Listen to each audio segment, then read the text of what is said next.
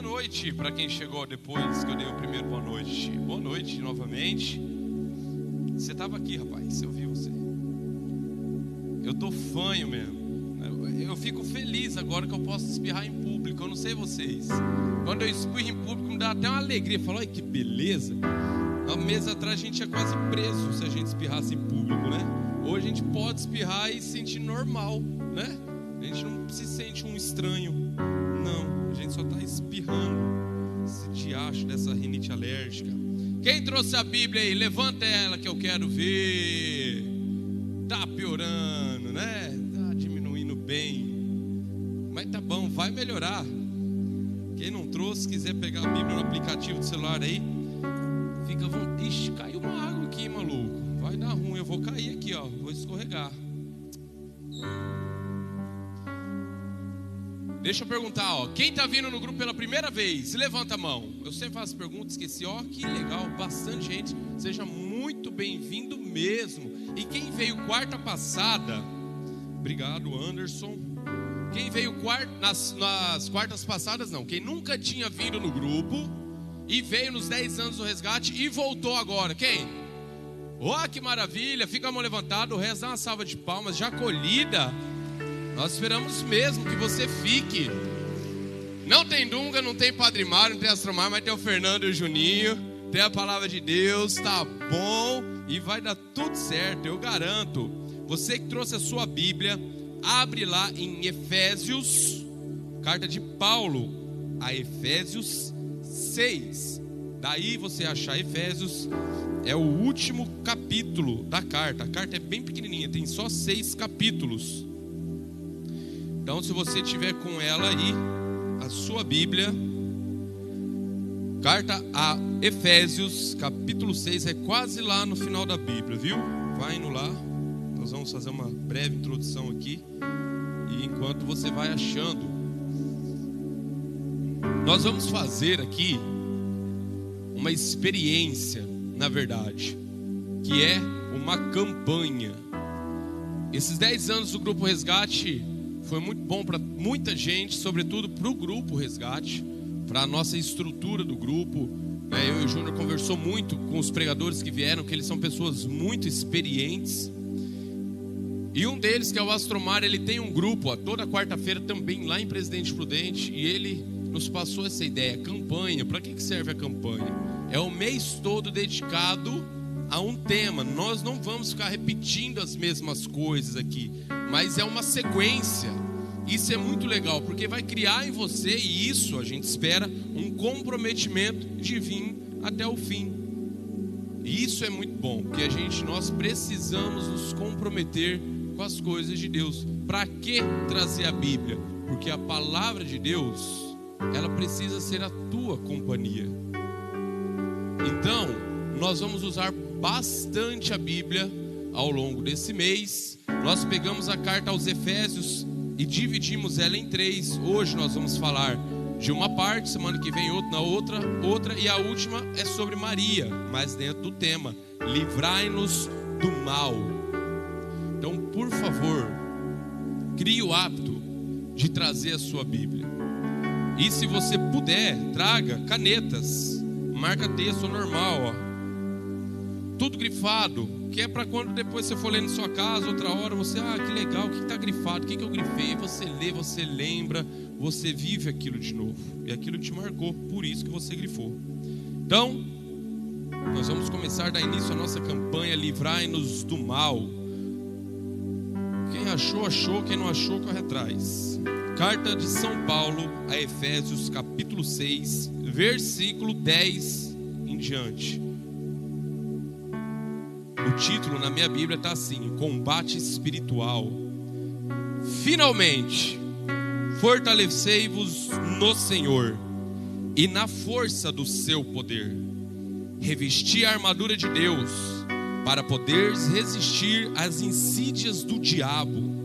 Pois o nosso combate não é contra o sangue nem contra a carne, mas contra os principados, contra as autoridades, contra os denominadores deste mundo das trevas, contra os espíritos do mal. que povoam as regiões celestiais. Por isso, deveis-vos vestir a armadura de Deus, para que poderes resistir nos dias maus e sair firme de todos os combates. Portanto, pondo-vos de pé, e cingi os rins com a verdade, e revestir-vos com a couraça da justiça, e calçai os pés com o zelo pelo propagar o evangelho da paz, empunhando sempre o escudo da fé, com o qual podereis extinguir os dardos inflamados do maligno, e tomai o capacete da salvação e a espada do Espírito, que é a palavra de Deus. Com orações e súplicas de toda sorte, orai o tempo todo no Espírito. Para isso, vigiai com toda perseverança e suplicai a todos os santos. Palavra do Senhor.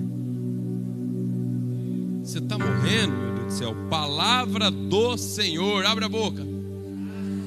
Que lindo. Quem tem Bíblia, beija. E quem não tem, dá uma salva de palmas para ela.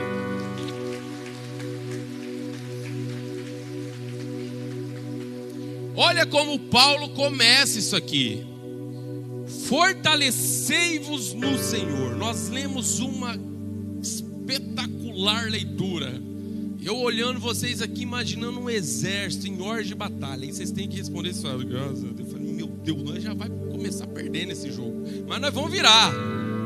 Olha quem está do seu lado, chacoalha ele, fala assim: fortalecei-vos no Senhor. Abre a boca e fala. Olha para o outro lado e fala assim: você está fraco demais. O que está acontecendo? Você está barrigudinho. Olha para quem está do outro lado e fala: você está barrigudinho, você está fraquinho, precisa de uma vitamina. Fala assim, ó: é na força do poder de Deus. Para de rir, fala para quem está: é na força do poder de Deus. Fortalecei-vos no Senhor, queridos. As nossas batalhas espirituais, nós só encontraremos forças para lutá-las em Deus. Para começar, eu preciso que você entenda, para começar não só essa pregação, eu li ela inteira. E é claro que nas outras quartas-feiras, nós iremos retomar, talvez não do início. Eu não vou falar sobre tudo isso que eu li, de uma pequena parte, então provavelmente o Júnior vai retomar uma parte. Mas para que você entenda, para que você seja introduzido nessa campanha, eu vou começar do início, claro. Quem é Paulo? O apóstolo Paulo, quem escreveu essa maravilha, esse tesouro, essa receita, essa bula para quem sofre, para quem leva as coisas de Deus a sério. Quem que é Paulo, esse maravilhoso? O dia que eu chegar no céu, eu vou dar um beijo em Paulo, ficar grudado, falar: cara, você é o cara, meu Deus do céu. Eu vou te falar uma coisa: o evangelho só chegou até onde chegou por conta desse homem, Paulo. Porque dos 12 discípulos que andavam com Jesus, 90% deles eram analfabetos. Pedro era chucro, pescador, João também. Um ou outro ali lia alguma coisa. Depois veio Lucas, que era médico, um ou outro. Mas Paulo, em especial, era um judeu, fariseu, inteligentíssimo. Falava vários idiomas. Ele era cidadão romano. Ele era tão inteligente que ele era um judeu. Roma havia habitado aquele território, Roma havia dominado aquele território, e olhou Paulo e deu a nacionalidade romana para Paulo, de tão espetacular e inteligente que aquele cara era. Só que Paulo, ele perseguia os cristãos daquela época. Paulo, quando ele entra aqui, fala sobre a batalha espiritual, um combate, e ele usa as referências de uma guerra, de uma batalha. É porque Paulo, ele era um homem de batalha, um homem de guerra. Provavelmente se fosse Pedro escrevendo aqui, ele usar o símbolo de uma pesca, de alguma coisa assim, como Pedro faz muita referência à pesca. Mas aqui Paulo usa a nossa luta do dia a dia como uma guerra. E ele foi extremamente feliz em escrever isso. Por quê? Porque Paulo, ele era um perseguidor dos cristãos.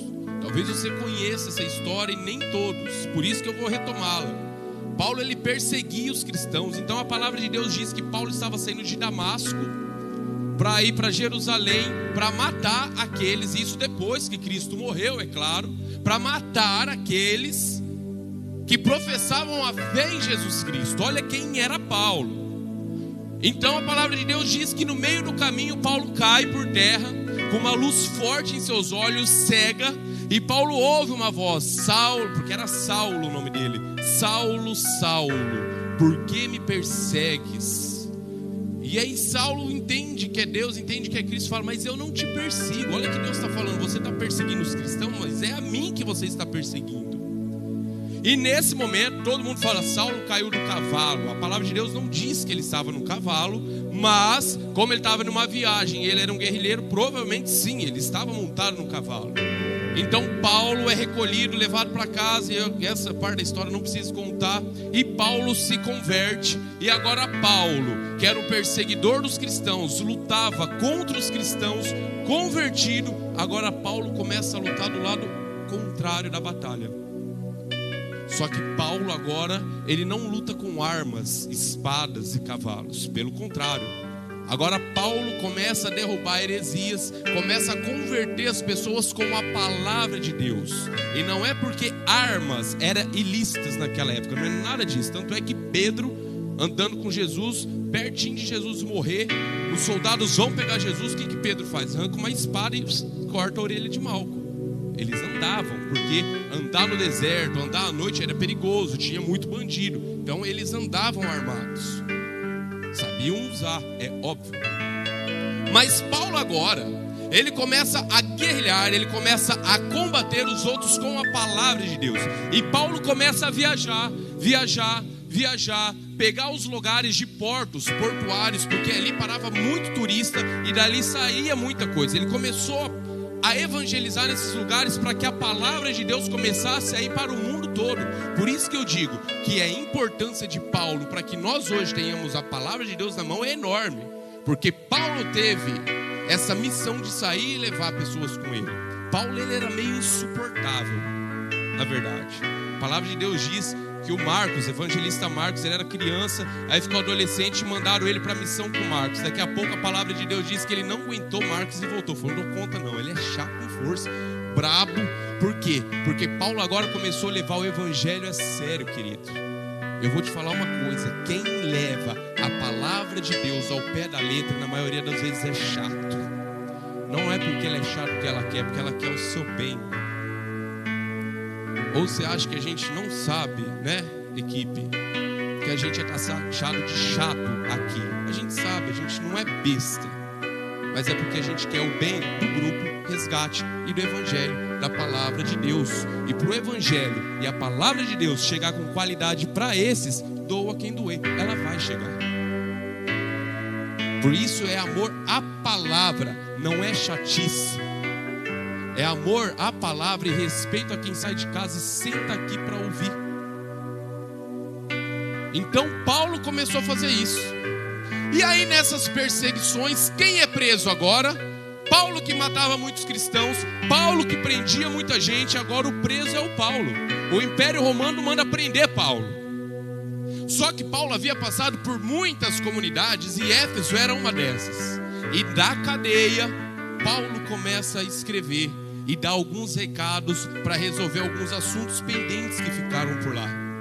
E é quando Paulo escreve a essa comunidade essa carta, curtíssima. Depois chega na sua casa, você lê, são 6 capítulos só. E o que Paulo quer dizer nessa carta? Eu estou te introduzindo em todo mês. Nessa carta aos Efésios, Paulo começa falando da igreja, Cristo como a cabeça da igreja. Aqui está a referência da igreja católica, que tem Cristo como a cabeça e todos nós como membro. E Paulo vai falando da importância de estar ligado à igreja, da graça salvífica de Cristo. E daqui a pouco Paulo cai e começa a falar da família. Olha que loucura. Aí Paulo começa a falar para as esposas: esposas, sejam submissas aos seus maridos. Nossa, que machista, Paulo, né? Calma lá, sapateia não. Esposas, sejam submissas aos vossos maridos, porque o marido dentro de casa precisa ser a cabeça, como Cristo foi a cabeça da igreja. Aí ele olha para os maridos e fala: maridos, portanto, vocês amem as esposas de vocês como Cristo amou a igreja. E como Cristo amou a igreja, derramando todo o sangue por ela. Então, ele está falando para os homens, maridos, para mim e para você, homem, marido, que um dia vai ser: se precisar, você vai derramar o teu sangue em proteção à tua família. Mulher, não aceite nada menos que isso. São as palavras de Jesus. Não aceite, você que está namorando, noiva, casar com alguém que não daria vida pelos seus filhos e pela proteção da sua casa. Isso é uma ordem de Jesus Cristo. Maridos, amai as vossas esposas como Cristo amou a igreja, se entregando pelo zelo e pelo amor. Se precisar derramar o teu sangue por ela. Uma salva de palmas para Paulo, cara. Que espetacular esse cara. E a gente vivendo num mundo de gente frouxa, abandonando casa, fazendo filho, abandonando mulher, e largando a mulher sozinha, se lascando. Ah, mas você não sabe as circunstâncias. Não sei, não quero saber. Você me desculpa, na hora de fazer estava maravilhoso.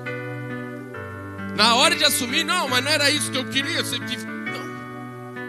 Maridos, você vai casar, homem, você casa com esse pensamento, se for preciso. Eu acho que a maioria de nós aqui, ninguém vai precisar morrer e derramar sangue pela família. Mas o morrer e derramar sangue também é acordar cedo e trabalhar como um condenado, porque a tua família tenha condições de viver. Estou falando que precisa ser rica, não. Mas que a tua esposa olha para você e fala assim: esse homem, ele é a cabeça da igreja. Aí você, mulher, como não ser submissa a um homem que dá a vida por você? E a submissão aqui é olhar para esse homem e falar: meu Deus, se esse homem está pedindo, como é que eu não vou cuidar? É isso. Eu nem ia entrar nisso, mas precisa entrar. Então, Paulo, preso, começa a escrever. E ele escreve falando isso. Por que ele está falando isso? Porque a família é a extensão da igreja. Ele começa falando sobre a igreja, ele termina falando sobre a família, e depois, na verdade, ele termina isso que nós lemos, e nós já vamos chegar lá. Porque ele está querendo dizer assim: ó, a casa de vocês é a extensão da igreja. Então cuide como a igreja cuida, como Cristo cuida. E aí ele começa a dizer tudo isso que aqueles daquela época e dessa, que desejam viver uma vida em Cristo, que buscam uma conversão, que busca melhora na família, que busca melhora pessoal, que Paulo diz aqui: nós enfrentaremos batalhas. Grave isso que eu vou te dizer: quem ama, luta. Quem ama, luta. Pensem na sua cabeça alguém que te ama de verdade. Esquece Jesus. Esquece, estou falando de Jesus, nem Maria não. Alguém real da tua vida, que você, sim, ó, você tem certeza absoluta que essa pessoa ama. Talvez essa pessoa nunca demonstrou isso para você, mas você tem certeza. Talvez seu pai, sua mãe, um irmão, um amigo, um professor, um patrão, um funcionário, alguém, um colega. Quantas batalhas essa pessoa enfrentou por você? Quantas? Eu lembro do meu pai e da minha mãe, e naquela época, quando criança, não tinha maturidade para ver. Hoje eu olho para trás e vejo quantas batalhas eles enfrentaram por mim. Porque quem ama, luta. Quantos pais que lutam, sofrem por filhos nas drogas, esposas que lutam pelo casamento, e não é só para que ela se dê bem, é para que aquela casa não seja destruída. Porque quem ama, luta. Você, pensa uma pessoa que você ama de verdade, que você daria a vida. Teu filho, tua esposa, tua namorada, um amigo, quem? Quantas batalhas talvez você enfrentou ou enfrentaria por essa pessoa? Porque quem ama, luta, Só que Paulo ele não era ingênuo. Paulo não vivia uma vida de utopia, achando que era tudo maravilhoso, não.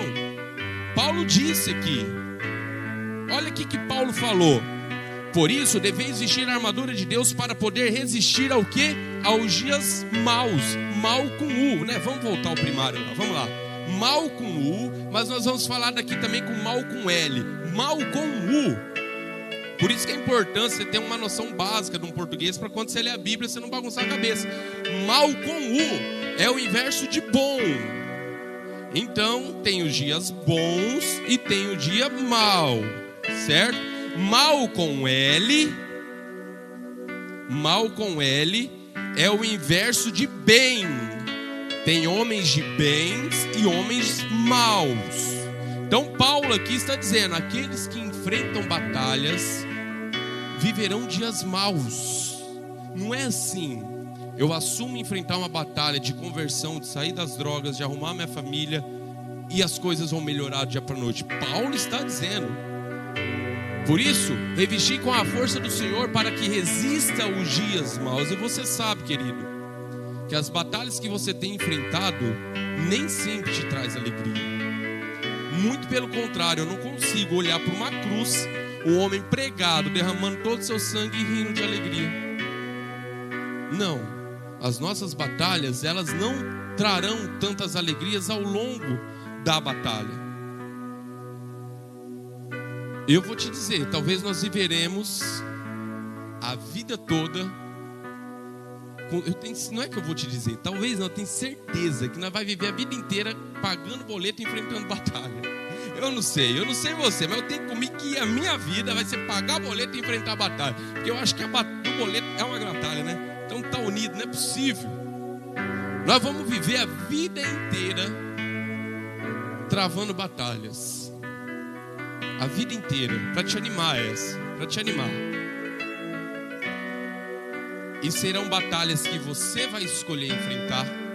Serão batalhas que você não fez nada para que ela acontecesse. A batalha caiu no teu colo e você vai ter que enfrentar. É um filho que você amou com tanto carinho e foi para as drogas. É um marido que você foi tão fiel e te abandonou. Você não fez nada para isso. É um emprego que você foi tão honesto e foi despedido. Você não fez nada. Mas existem batalhas que você vai escolher entrar. E existem batalhas que você vai entrar por consequências das suas escolhas. Essa é a verdade. Eu tenho certeza que nosso último suspiro, num quarto ou numa cama de hospital, antes da morte, eu espero que o meu último suspiro e o seu seja uma batalha de quem busca o céu. Essa é a batalha que vale a pena ser vivida. Paulo, quando deu o último suspiro da morte dele, o que ele falou? Eu combati o bom combate, eu guardei a fé. A batalha que vale a pena ser vivida é aquela batalha que te leva para Deus. E todas as batalhas, querido, que nós iremos enfrentar, precisa nos fortalecer. Só que Paulo, por que eu contei toda a história de Paulo? Para dizer para vocês que Paulo era um guerrilheiro. E Paulo sabia exatamente que é impossível você entrar numa batalha desarmado e desprotegido. E é por isso que Paulo nos dá essa bula. E como é triste ver, eu falo, quem que trabalha em acampamento, retiro, coisa, enfim, levanta a mão. Como é triste ver, gente, pessoas que vêm trabalhar no Grupo Resgate, que vai trabalhar em acampamento desarmado, que vai trabalhar em retiro desarmado, fora de estado de graça, sem se confessar, sem fazer uma preparação. Vai para dentro de retiro para banhar do diabo igual uma vaca solta na horta, porque está enfrentando batalha de estilingue. Enquanto estão rindo, brincando, o diabo está deitando e rolando.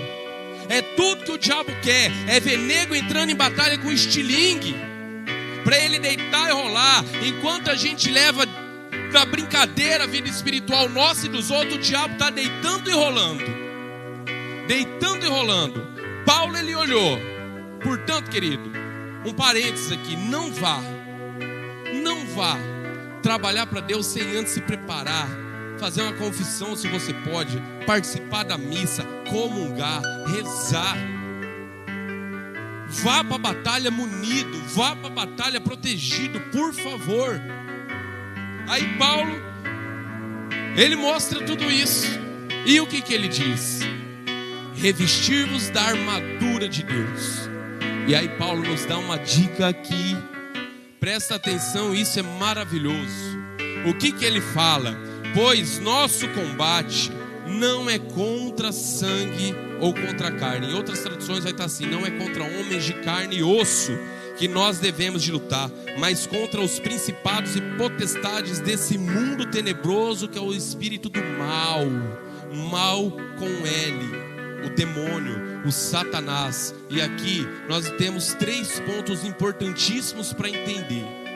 Abre bem os seus ouvidos.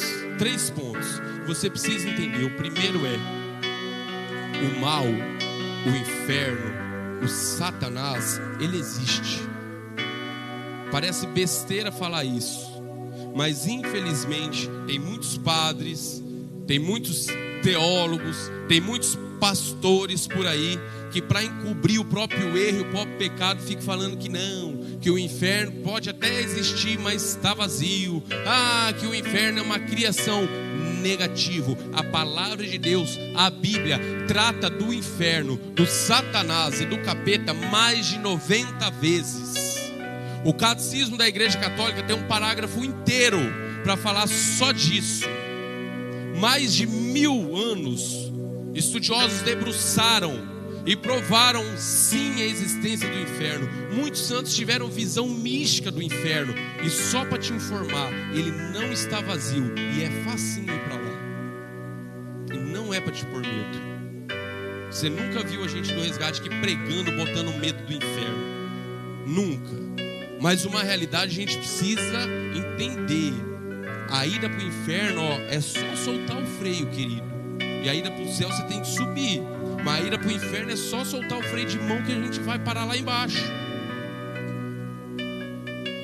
Uma primeira coisa que Paulo está nos alertando: a nossa luta é contra o mal. Se ele está falando isso, é contra o inferno. E quem é o mal? E presta atenção nisso, ó.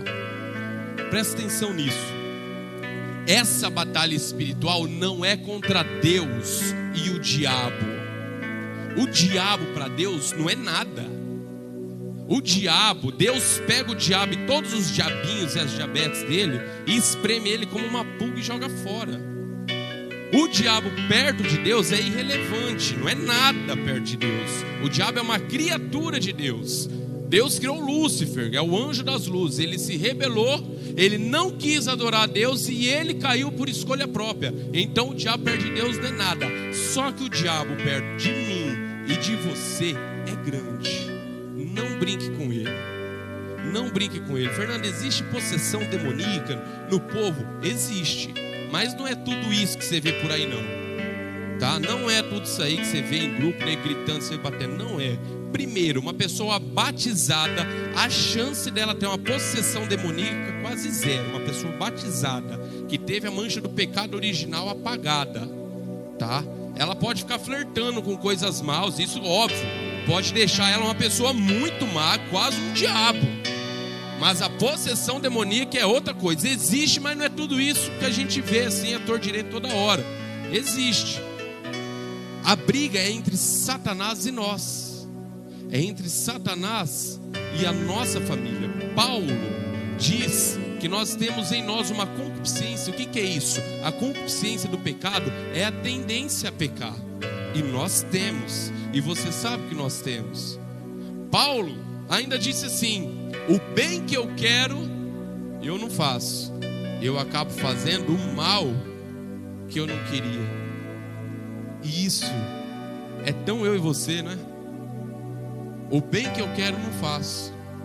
O mal que eu quero, o mal que eu não quero, eu acabo fazendo.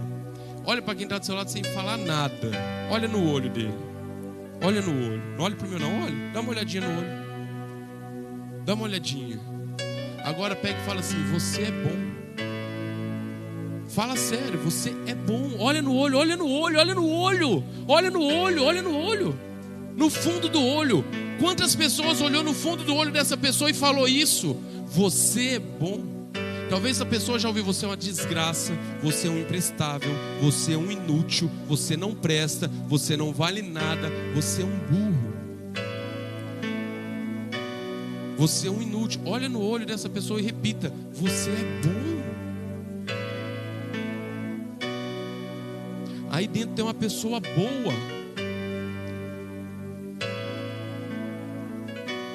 O bem, queridos, olha que Paulo falou: o bem que eu quero eu não faço, mas o mal eu vou lá e faço. Quantos de nós saímos do grupo, saímos do acampamento, ouvimos uma pregação, nos arrepiamos com a música, agora vai ser diferente. Na primeira oportunidade a gente chuta o balde. Eu acordo e falo: hoje eu vou ter paciência com a Olga, minha filha. Mas no primeiro choro eu falo: não, Olga, você está de brincadeira, vai lá com sua mãe, some daqui. Mas eu falei: hoje vai ser bom. Mas tadinha, no primeiro choro eu falo: Olga, vai para lá. Só que dentro de mim eu estou falando: por que você está fazendo isso? Eu não é assim. Mas isso em nós é a concupiscência, porque nós temos essa tendência. Você quer fugir da pornografia, aí o Instagram, com o algoritmo dele, começa a sugerir coisa. Você não queria, mas daqui a pouco está você lá. Você não queria beber, eu acredito, né? Não tinha leite de cabra, você mandou ter uma pinga. Então só tem, vamos beber. É ruim pregar para quem não assiste Trapalhões, ó. Se assistisse Trapalhões da época do Mussum, vocês iam rir. Não riu? Não assiste. Tá bom. Eu sei que você não queria. Só que isso, você não pode usar isso para justificar o teu erro. Falar: não, tá vendo? Eu faço porque eu queria, mas não dou conta. Então eu acabo fazendo mesmo, cagado, não tem jeito.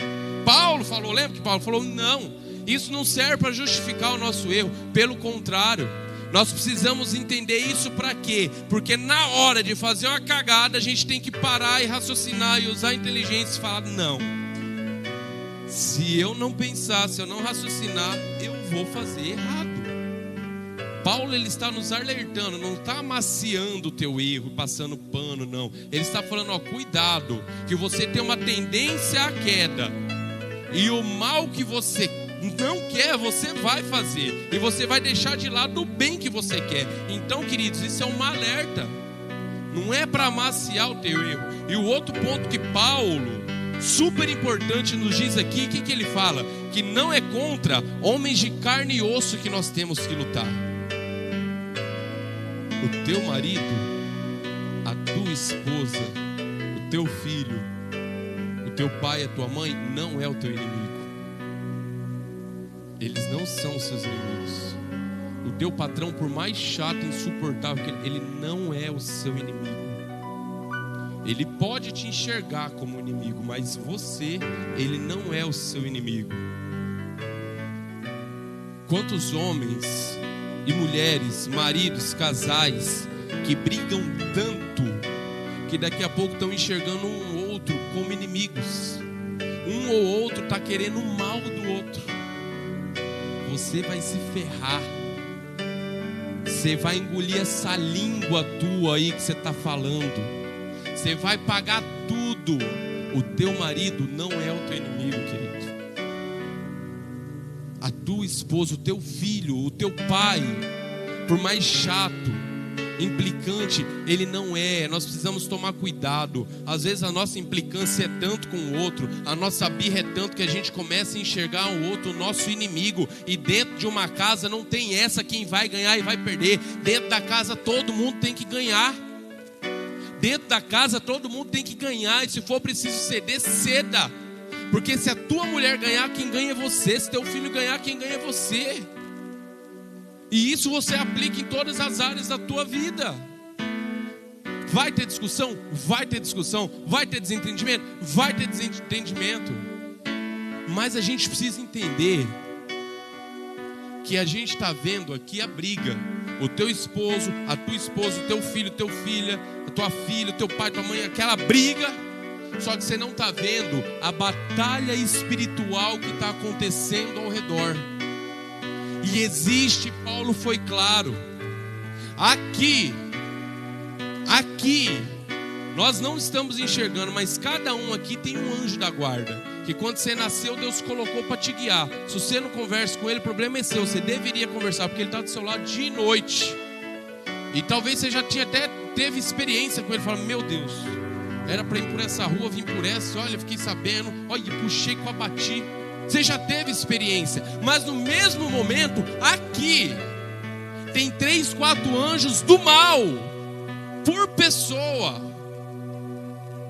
O diabo coloca, Deus coloca um para cuidar, o diabo coloca 2. Aqui está acontecendo uma batalha espiritual que você não está vendo. Enquanto você está me ouvindo, parece desenho, diabinho aqui e o anjinho aqui, mas isso é verdade. Enquanto você está me ouvindo, o teu anjo está batalhando para que você preste atenção. E o anjo do mal, o infeliz, está colocando o celular para vibrar no teu bolso para a palavra não chegar. Está colocando o lanche que você vai pedir na tua cabeça para a palavra não chegar. Está colocando na tua cabeça como é que você vai embora. Está colocando a mulher lá fora. Está colocando o filho. Tudo para que você não preste atenção e viva aqui.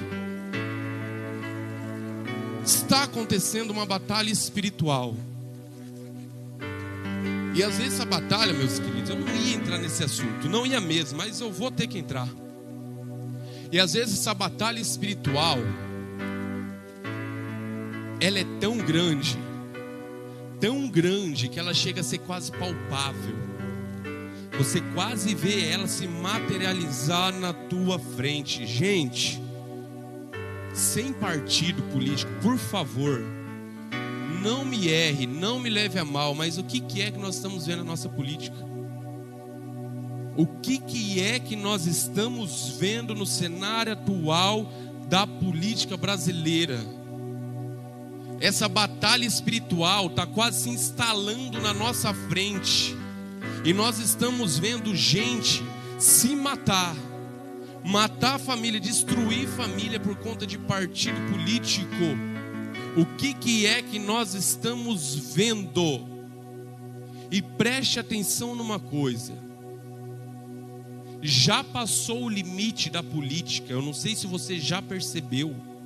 Já passou o limite da política. A batalha agora é ideológica e espiritual. Eu não estou aqui pedindo voto para Bolsonaro, eu não estou aqui pedindo voto para Lula, não é isso. Mas como é triste, Júnior, a gente tem que ficar explicando que 2 mais 2 são 4. A gente tem que tirar tempo no meio de uma pregação para falar de política, para explicar o óbvio. De uma vez por todas,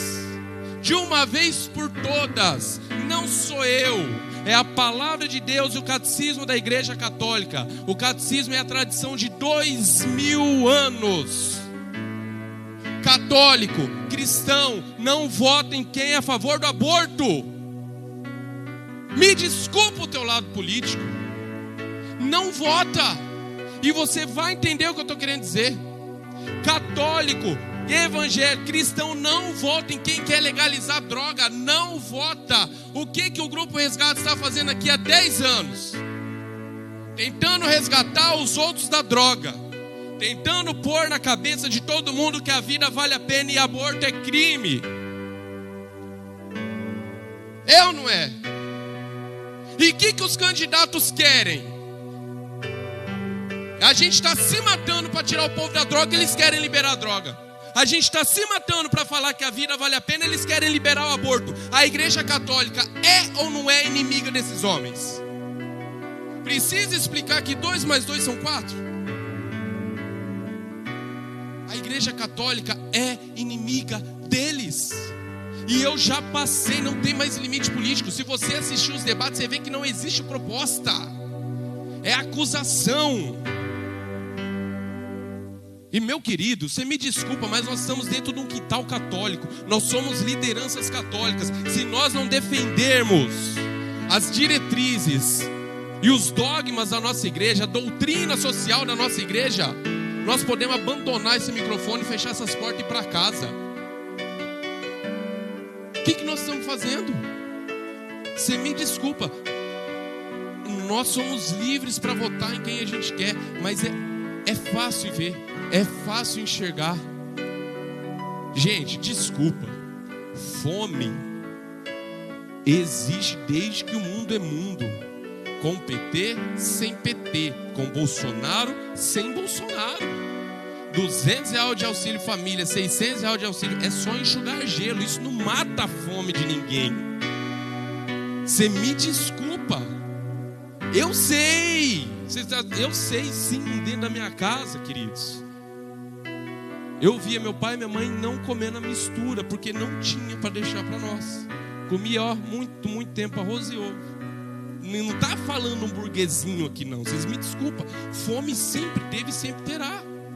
Só que chegou uma hora que se fosse assim, a gente está vendo propostas, aí tudo bem, cada um escolhe quem quer, mas já passou. Nunca antes na história desse país, como diz um candidato aí, você assistiu debates na televisão, eles tendo que falar que ele é a favor do aborto, sim. Eu vi dizendo assim, que a mulher não precisa ter vergonha de fazer aborto, não. Vou traduzir para você. A mulher não precisa ter vergonha de assassinar o próprio filho, não. Pode fazer. Porque lá na Europa ela vai numa clínica refinada e lá ela mata o filho dela lá. Me desculpa, gente. Me desculpa. Nós entramos numa guerra. E nós estamos vendo os regimes. A gente fala, isso aqui não chega no Brasil, não. Está batendo na porta. Chile, Cuba, Nicarágua, igreja fechada, padre preso. O Grupo Resgate está aqui há 10 anos. Então quer dizer que se o PT ganhar, não ocorre isso? Graças a Deus também não é assim. Eu não sou um idiota. Eu estou estudando política há anos. Eu sei exatamente o que eu estou falando aqui. Eu sei tudo que tem de bom dentro de um regime de esquerda, não um regime socialista e comunista. Eu sei tudo que tem de bom. Você sentar comigo para debater, eu vou te mostrar tudo. Sobre o Estado forte, sobre tudo. E sei tudo que tem de bom dentro de um regime capitalista de direita. Sei. Mas só que agora nós não estamos mais discutindo o regime político. Nós estamos discutindo ideologia. A criação do seu filho pode estar em risco, a do meu filho também, a nossa liberdade religiosa também. O Resgate nunca falou isso aqui em 10 anos. Se nós chegamos a esse ponto, querido, é porque as coisas não é brincadeira. E me desculpa, eu não estou ofendendo ninguém. Cada um faz o que quer do voto. De verdade mesmo, de verdade, de coração. Só que eu seria um omisso se não explicasse para você, com o microfone na mão, o que a Igreja Católica pede. E aí, nós estamos vivendo essa batalha. E agora eu extrapolei todo o tempo. Olha que maldição, né? Podia estar falando de outra coisa, né? Mas tá bom, vamos lá. E aí Paulo, mais pra frente, o que Paulo diz? Queridos, vocês vão enfrentar a guerra, vocês vão ficar mal, vocês são bons, mas não enfrentem a guerra na tua casa, na tua família, no teu emprego, na tua vida, sem proteção e sem armas espirituais. E aí Paulo, o que ele fala? A primeira arma para a gente terminar. Paulo ele diz assim: colocai-vos e revesti-vos da couraça da justiça. O que é couraça? Quem já viu o filme de guerra medieval? É aquela armadura de ferro que eles colocam nele, que protege o tórax. Então a couraça da justiça é o que? A proteção do coração, que Paulo está dizendo. Para a gente enfrentar as grandes batalhas na nossa vida, nós precisamos ter o coração protegido do mal. Ter um coração puro, um coração justo, um coração que tem um olhar para o pobre. Nós não temos a obrigação de matar a fome do mundo, não. Mas aquele que Deus coloca na tua frente, a obrigação é tua sim. Um prato de comida, um pacotinho de bolacha, seja lá o que for. Nós não temos e nem condições e nem obrigação de acabar com a fome do mundo. Mas aquele senhorzinho no sinal, na porta da casa, se Deus pôs, temos um coração justo, que olha para quem precisa, que ama um diferente. Esse discurso político aí, seu machista, não. Que ama o homossexual, sim. Que acolhe, que põe no grupo, que põe dentro da igreja, que não deixa sair, que leva para acampamento e põe dentro da equipe. Um coração justo, um coração piedoso. Se a gente quer começar a vencer as batalhas da nossa vida e dentro da nossa casa, revestir-vos com a couraça, proteger o coração, um coração justo, ao olhar para o teu filho e ver que ele é uma criança ou só um adolescente que não consegue sair desse mundo. Não é o teu inimigo. justiça, piedade, amor, saber perdoar. A outra aqui para a gente terminar, e o Júnior vai terminar na quarta que vem. Aí ele diz assim: cingir os rins com a verdade. O que é cingir os rins? É a cintura, o cinturão. Ou melhor, naquela época eles amarravam uma corda, porque eles andavam um tipo de avental. Então para eles correrem, se precisava, eles precisavam que aquele avental tivesse para cima. Então era algo que cingia aqui em cima. O soldado romano, ele colocava um cinturão de ferro, tanto para proteger, quanto para colocar as armaduras. Ou seja, esteja pronto para enfrentar as batalhas que de fato vale a pena serem enfrentadas. A batalha que Paulo disse: eu enfrentei o bom combate. Cingir os rins com a verdade é estar pronto para reconhecer o teu erro, é ficar de pé diante de um pecado e ir se confessar, é estar pronto para pedir perdão para a esposa, é estar pronto para viver as promessas de Deus na sua vida. É isso que é cingir os rins com a verdade. E aí a gente vê a imagem de uma batalha. Imagina um grande soldado e olha para você, olha aí. Aí você vê o Chapolin Colorado, né? Você fala: misericórdia. Olha para você, o povo não assiste Trapalhões, não assiste Chaves, tá difícil pregar no resgate. Misericórdia. Aí você imagina um homem, um soldado forte, e você olha para você, talvez não franzino fisicamente, mas sem vontade de rezar, sem vontade de perdoar. E aí eu vou te dizer uma coisa: você precisa partir daquilo que você é hoje, com vontade ou sem vontade. Não dá para esperar as coisas melhorarem na tua vida. Se é para enfrentar a batalha, se só tem tu fraquinho, vai tu mesmo, querido. Não tem como ficar parado, porque existe uma grande batalha, doido, para que você não se converta, doido para que você não saia das drogas, doido para que você não perdoe seu pai e a sua mãe. Existe uma grande batalha para que você continue em cima do muro. E Deus lá em Apocalipse 3 diz o quê? Ou você é quente ou você é morno. Ou você é quente ou você é frio. Morno, eu vou te degolar, porque quem já está em cima do muro já é do lado do capeta. Você me desculpa.